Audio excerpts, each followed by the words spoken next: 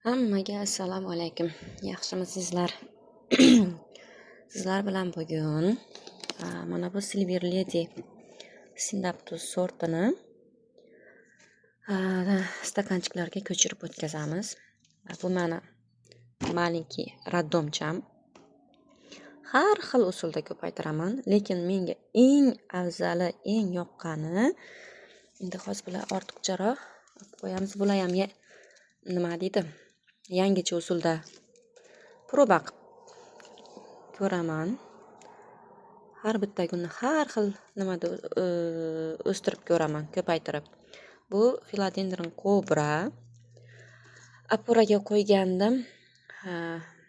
Yaxshi qarolmadim. Chekkada qolib ketgan, vaqtida namlik bera olmaganim uchun, barglari o'z chiroyini yo'qotgani uchun kesib, bittani ikkita qilib qo'ydim. Mana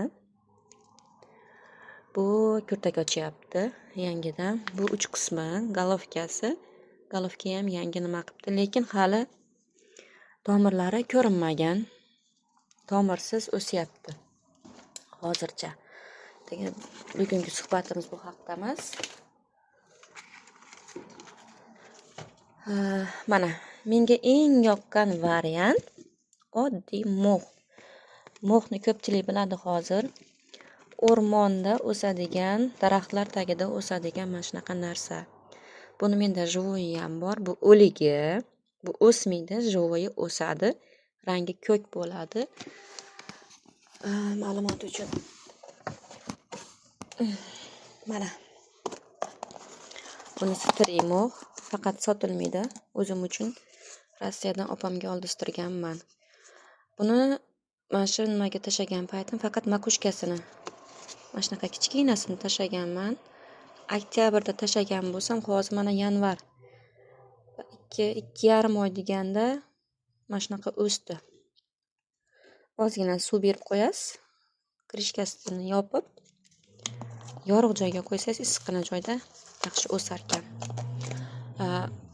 Bu ham tomirlatishga rosa zo'r. Har xil bakteriyalarni, kasalliklarni o'ldiradi, ozuqa beradi o'zidan. Lekin mana bu oddiy mo'x ham juda ham yaxshi rezultat beradi. Qaranglar mana. Anchadan beri ochmaganman. Shundoq namlab, suvlab, ekib tashab qo'yganman, kesib. Mana holati. Ko'rinishi bu bittasi. Bular bitta bargdan ko'paytirilgan.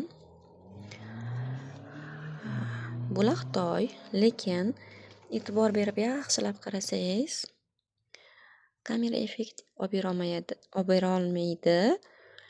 Ustida kumush sepgandek bleski bor, sariq, oq kumush rang bleski bor. Tomirlagan, yonidan kuz chiqargan. Bu yerdan bitta, mana bargning tagida ham bitta bor shekilli, semiz qotib turibdi-ku. Shu bargning tagidan ham bitta kuz chiqadi. Chiqmagan taqdirda ham bitta kuzda yetadi bizga. Mana yana bittasi. Mo'xda 100% ko'klaydi. Mana buni ham. Mana. Uje o'suv nuqtalari ko'rinib, qo'zg'alib qolgan. Mana. Shular hozir ekib olamiz. Gruntim o'zim tayyorlayman doim. Bunga vermikullit qo'shish esimdan chiqibdi, hech qisi yo'q. Kokosovый chips ko'pligi hisobiga namlik yaxshi o'shaydi. Agrobolt Sinitorf, kokosovый chips, perlit, ko'mir solaman va vermikullit solaman. Biogumuz umuman ishlatmayman. Umuman biogumuzdan ancha bo'ldi voz kechib o'rganimga, sizlarga ham tavsiya qilmayman. Biogumuz chetdan kelgan gullarga bo'lmaydi. Ko'pchilik oladi, biogumuzga, chirindiga ekib qo'yib, gulim o'ldi deb yuradi. Oldin namlab olamiz tuprog'imizni.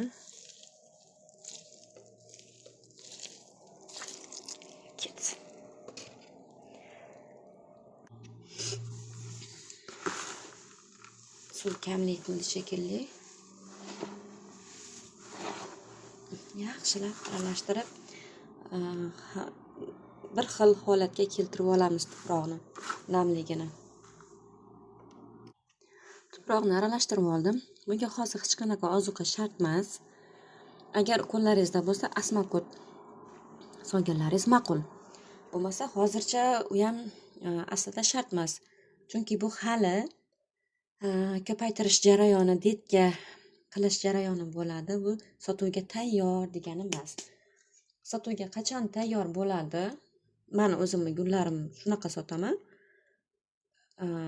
Masalan, olib keldim, ko'paytirishni aytadigan bo'lsam, gulni kattasidan olaman. Keyin mana shunaqa bitta barg qilib kesaman. ikkita bargni orasini holatiga qarab.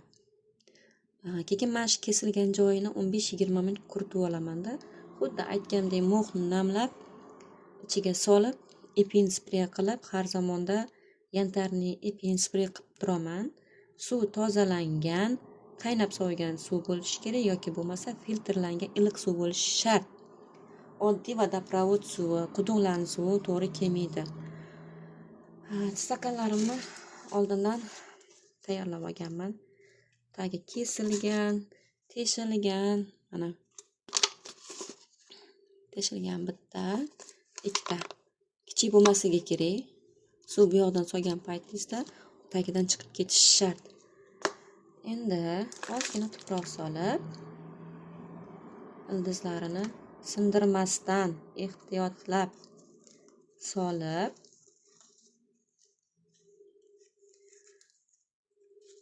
mana o'suv nuqtasini iloji boricha tepaga qaratib ekib olamiz. Ko'milib ketganini hech qisi yo'q. Qaytanga yaxshi o'sib oladi. Faqat bosgan paytingizda ehtiyot bo'lib bosasiz, o'suv nuqtasi sinib qolmasligi uchun. Mana taglarida iloji boricha ochiq havo qoldirmaslikka harakat qilamiz.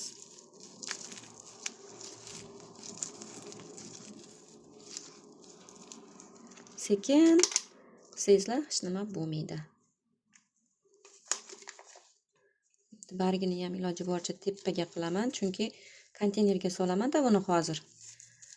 Bu ikkinchi etap ko'paytirish jarayoni. Birinchi etapda kesib, quritib, mo'xga solib, tomirlatib, ozgina o'suv nuqtasini ko'rinishini kutaman. Bunga qish fasli bo'lgani uchun 1,5-2 oycha vaqt ketdi. Lekin bahorda, kuzda tez tayyor bo'ladi. Bunga nisbatan 2 marta tezroq tayyor bo'ladi. Mana holati. Endi bu nasib bo'lsa, to'g'ri suv bersa 100% ko'karadi. Hozir chetga olib qo'yamiz. Keyin mana bu endi nima desam ekan? Pastidan golovkasini uzunroq qo'ygandim. Lekin pastga 2-3 ta nimasidan tomir bermagan. Oxirgi nimasidan bergan mana. Bargidan bu turib, konteynerda turib yangi ochgan barglari. Juda ham chiroyli. Bu yog'ini ko'mib yuborganda foydasi ham yo'q. Hech qanaqa foydasi yo'q. Shuning uchun bunisini kesib olib tashlayman. Mana bargni, ikkita bargni o'rtasi. Bu bitta barg. Mana bunisi bitta barg. Kesib olib tashlayman. Bu faqat xalaqit beradi ekishda. Buni yana qaytadan tashab qo'yaman, lekin yana ikkitaga bo'laman. Chunki oldin bermagan, endi ham bermaydi. Yaxshisi yoki bittalab bersin yoki umuman bermasin. Mana. Mana shu holatda endi 5-10 minut tashab qo'yaman video bo'lguncha, keyin yana mo'xga qaytarib solaman. Buni ekamiz. Mana bu 100% ko'karadi. Kesilgan joyi hech nima bo'lmaydi. O'g'il olib sut boramiz.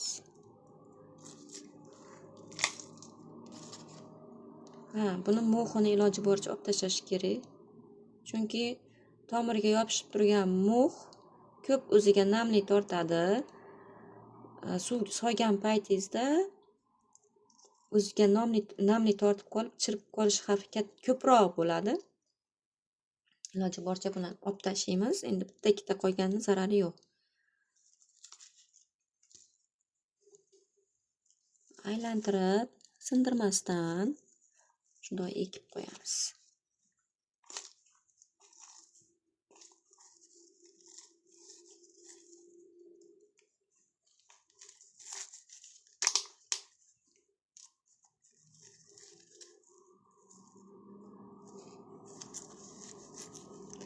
Mana bu pastki bargi baribir qolib ketyapti, pastda xalaqit beryapti mana. Mana shu pastki bargi qolib ketsa, chirish kelib chiqadi-da. Yaxshisi uni ham olib tashlaymiz.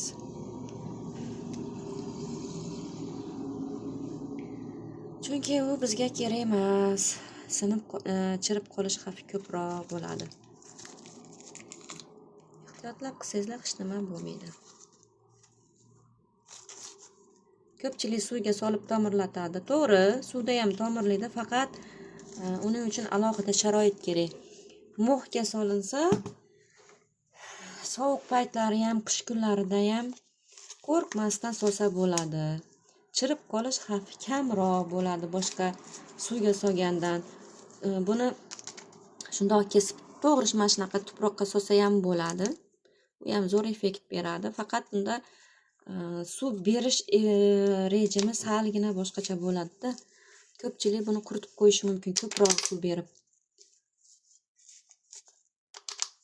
Mana. Menda hozir men o'zim rejimga tushunib olganman.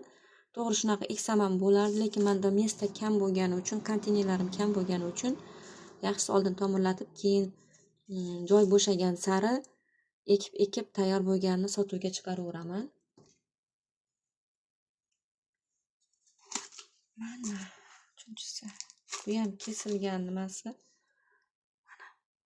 O'suv nuqtasi. Ikkita qolib ketgan mo'xlarni zarari yo'q. Bu mo'xni hozir olib tashladik, masalan, ishlatdik.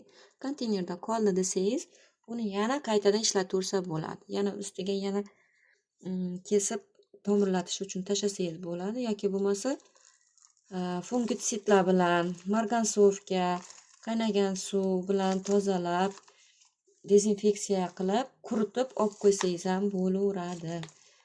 Mo'xni qayta ishlasangiz hech nima qilmaydi. Bular endi nasib bo'lsa, yaxshi qaralsa, yana 1,5-2 oy uzog'i bilan 1-1,5. Hozir qish fasli bo'lgani uchun bahorda bo'lganda tezgina bo'lardi. Qish fasli iloji boricha sizlarga tavsiya qilmayman ko'paytirishni. Ko'pchilik uyda bekor qolib qish fasli bo'lgani uchun qish fasli ham ko'paytirishni xohlaydi. Shoshmaysizlar. Sekin ko'payadi. Lekin bahorda ko'paytirilgan, kuzda, sentyabr oylarida ko'paytirilgan gul qish faslida ko'paytirilganga qaraganda 2 marta tezroq, rezultati ham yaxshiroq ko'klaydi. Sal neudobniyroq bo'lib qoldi.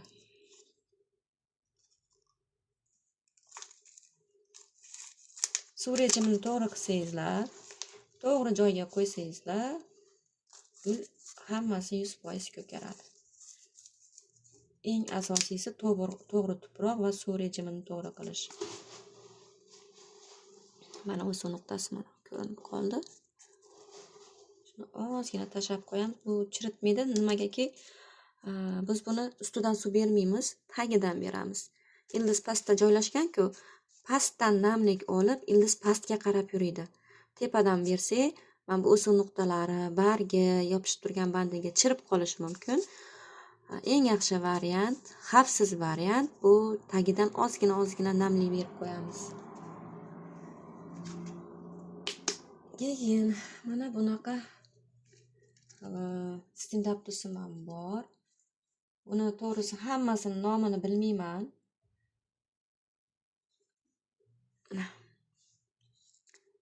Kulrang, usti blesk. Yaltillab turadi. Buni xuddi o'sha nimadan variantdan olganim bitta tuvaydan chiqqan. Bitta sortdan bunaqa varianti ham bor. Buni men hali